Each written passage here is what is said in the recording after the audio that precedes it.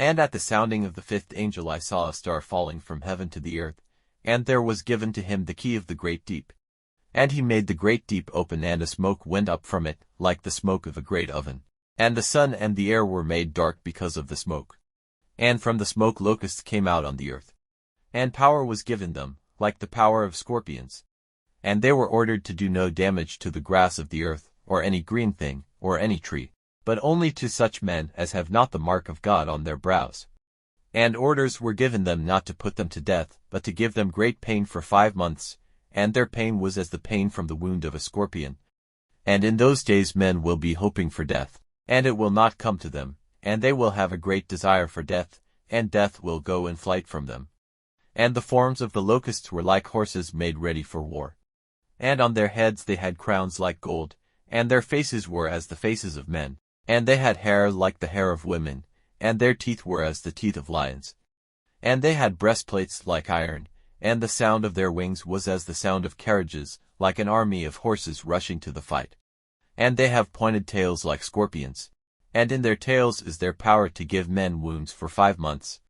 They have over them as king the angel of the great deep. His name in Hebrew is Abaddon, and in the Greek language Apollyon.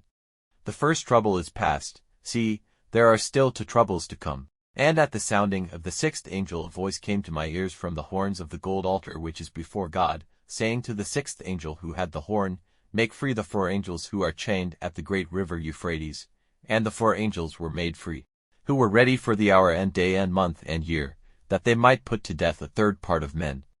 And the number of the armies of the horsemen was twice 10,000 times 10,000, the number of them came to my ears.